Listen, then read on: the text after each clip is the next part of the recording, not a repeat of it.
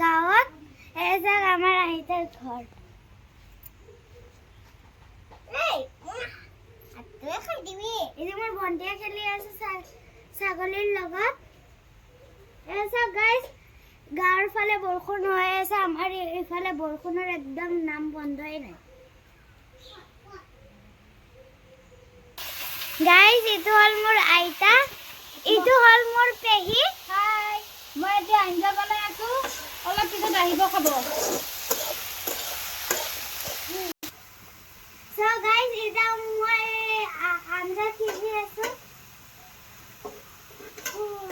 পায়ে মোক আঞ্জা বনোৱা শিকাই আছে। শিকি যাব সোনকালে।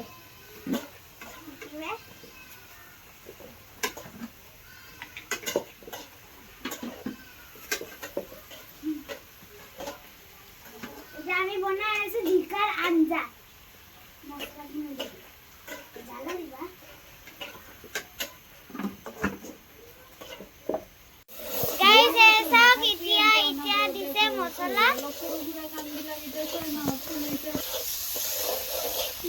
এয়া আঞ্জা হৈ গ'ল, জিকাৰ আঞ্জা। অলপ পিছত পানী দি দিম। মছলাখিনি দিয়া হৈ গ'ল, স্কিপ কৰি দিলো।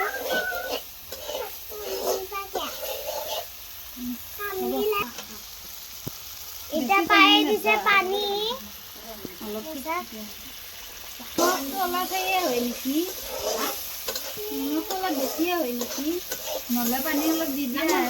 আহিলে অলপ চাওক আমাৰ জিকাৰ আঞ্জা ৰেডি হ'ব আৰু। হাত পুৰলি নিমখ চখা নহয় দে, নাকি হাত পুৰলি অলপ দি থৈ দিয়া। So guys, এবাৰ আমাৰ পায়ে বনাই আছে দালি।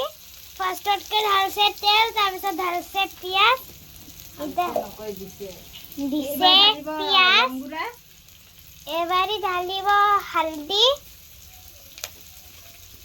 গাইজ 2 চামুচ হালধি সিজি আছে।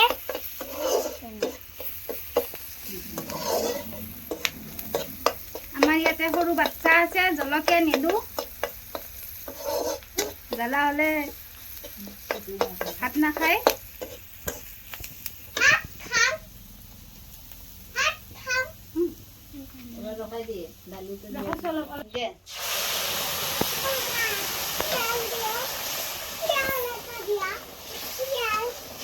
So guys, এবাৰি ঢালছে দালি।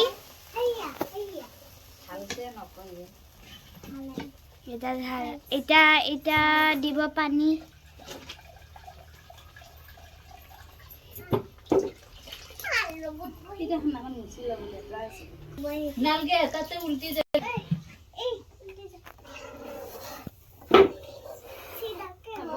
মাছ মাংস নাই দালি দি খাব।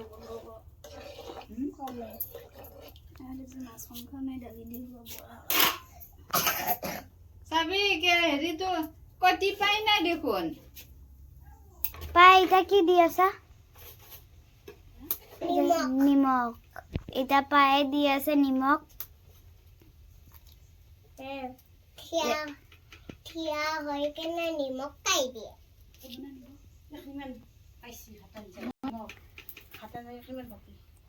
2 চামুচ নিমখ দিছে।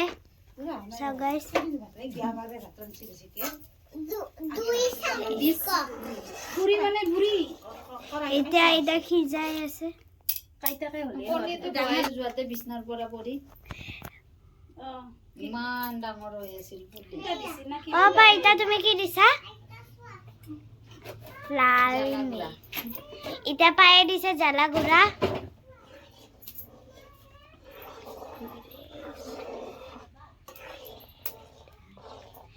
ভিলেজ স্টাইল দালি।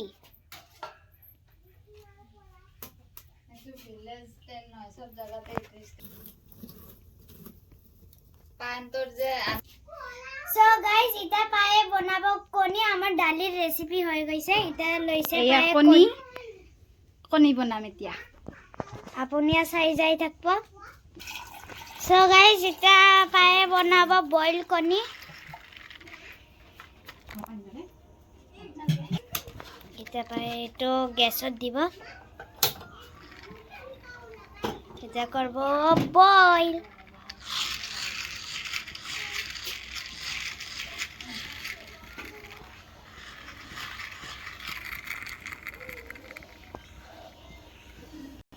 So guys, দালিটো হ'ব আৰু বেছি টাইম নালাগে।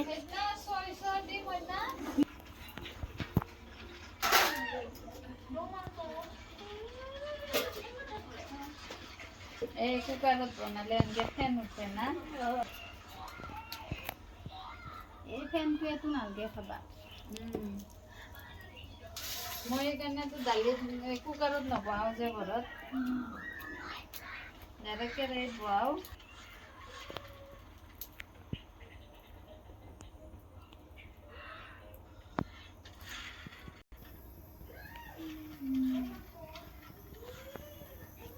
So guys, আপোনাক যদি ভিডিওটো ভাল লাগছে লাইক এন্ড সাবস্ক্রাইব কৰি